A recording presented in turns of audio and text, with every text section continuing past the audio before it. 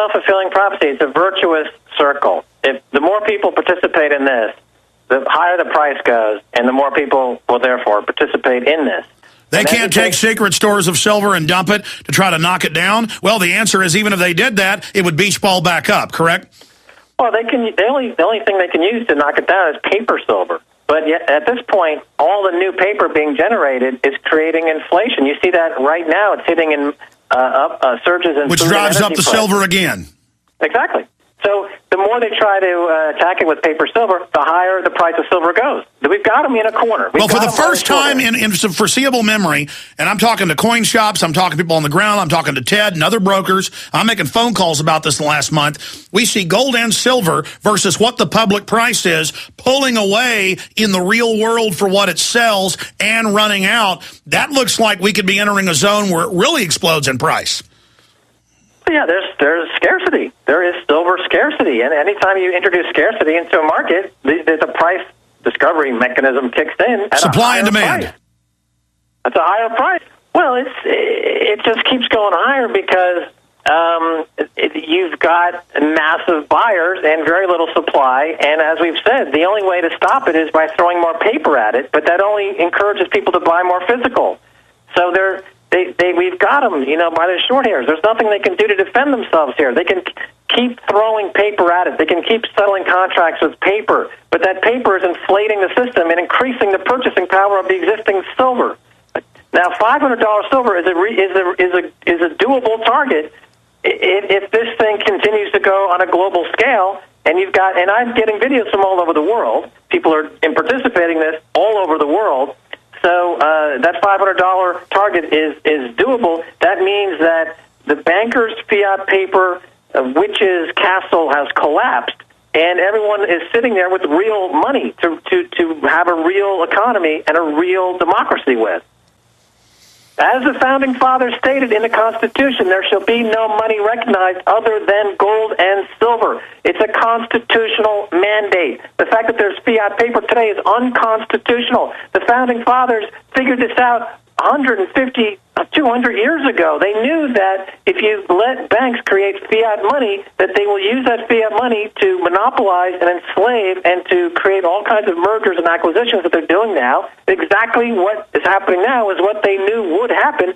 This is why they outlawed paper money. Only gold and silver was money. Now we've got a global insurrection against banking occupation. The global banking cartel is everywhere, and now this is a global effort to take back people's wealth by buying silver, by exchanging the slave currencies of the dollar, pound, euro, and yen and others for real money. You are free.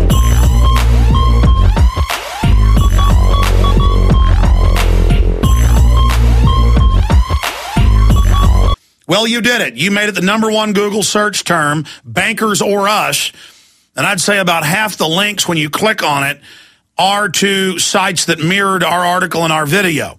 But I would suggest all other websites out there, this will be the top search term for much of the day, take our article or write your own article about it's the bankers or us, so your site gets the massive traffic in exposing the globalist. Google may have blocked me from Google News as punishment for the Google bombs and the TSA. I don't care. There's more than one way to skin a cat. So when you hear us do a search term, you better take our articles and put it on your own site or news site. Bankers or us, #1 volcanic search. We have the #1, #2, and #3 yesterday. Great job, listeners. So there you have it, Max Keiser. They are certainly getting upset about what we're doing. Right. Well, it's an information war, and they have their algorithms, and you have your listeners, and it's a war. Well, I salute our frontline soldiers out there. I want to. I'm looking at my site right now, maxkeiser.com, Keiser. There's a great photo that somebody sent me. It's a Photoshop version of a very famous Times Square photo. Back in the 60s, John Lennon and Yoko Ono took out big billboards in Times Square that said, "War is over if you want it." And somebody sent me a Photoshop version of this that says $500 silver if you want it.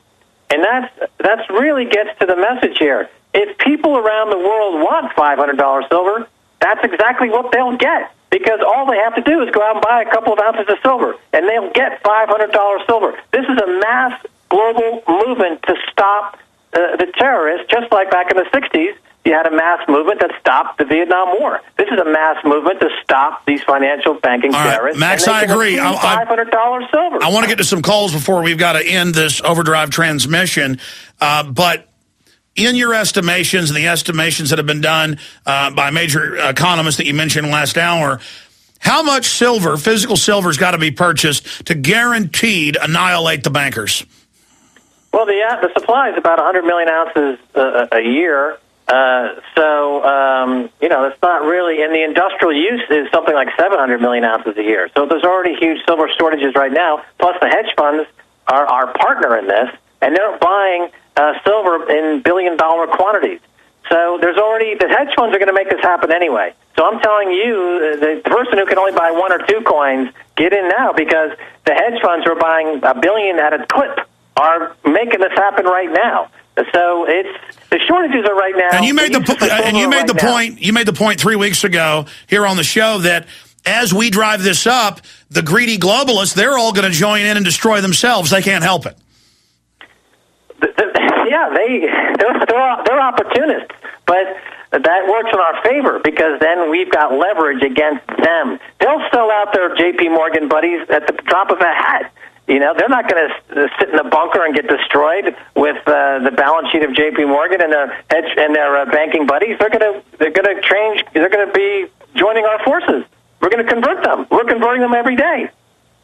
It's by deploying the Renaissance, by leading, like our guest said yesterday, shooting our grappling hook over the parapet and hauling ourselves up above the globalist, leading by example. That's Max Keiser. Well, it's like Pac-Man. You know, Pac-Man, when you gobble up one of the little things in the Pac-Man, he becomes part of your forces. So every time it goes higher, more of the globalists switch sides because they don't want to get in front of this freight train and get killed. They're like, silver's going to 500, I'm getting into silver. All right, they're converting and they're joining the forces.